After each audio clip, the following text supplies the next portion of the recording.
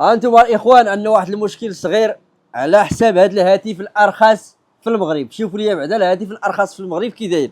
اللهم بارك الاخوان. وتخيل معايا الاس 26 الترا الاغلى حاليا في المغرب زر ستوك ما كاينش. ها انتم الاخوان جبنا لكم واحد الكميه اللهم بارك. حيت راه كلشي كيصوني كلشي كيعيط، غير كاين واحد المشكل صغير ولكن راه ماشي شي مشكل نيت الاخوان. ها انتم ها هي شوف لي الاس 26 الترا بلاتي يا خويا راه كاع ما بغات تخرج.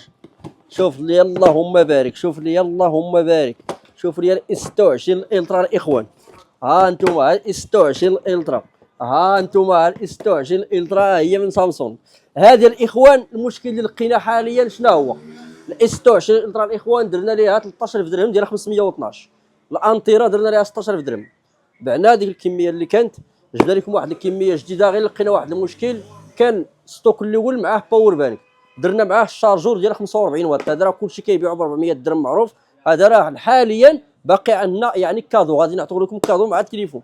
غير المشكل اللي كاين الاخوان كاين في الباور بانك، ما بقاش باور بانك الاخوان في هذا الستوك، ولكن راه غتاخذوا بهذا الثمن. باش غتاخذوا بلا باور بانك راه ما تلقاهش في المغرب، راه نتحداك تلقى هذا الثمن هذا في المغرب. يعني واخا ما نعطيكش باور بانك، حيت ماشي انا اللي ما غاديش نعطيه لك، يعني الشركه ما عطاتوش لينا، ما كاينش، ما بقاش.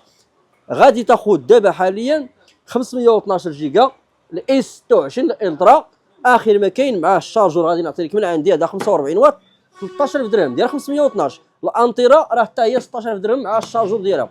الاخوان راه الاسبوع الجاي ان شاء الله. دابا علاش كاين الضغط هذا؟ حيت الثمن باش كتباع 512 حاليا في المغرب، يعني هاد لوفر اللي دايره الشركه راه مزيان.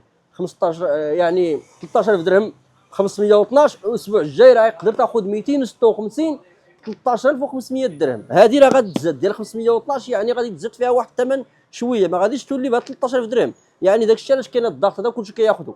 هادشي كاين الاخوان. تحيه لكم. الاثمنه 512 جيجا 13000 درهم حاليا اللي جا غدا والحد.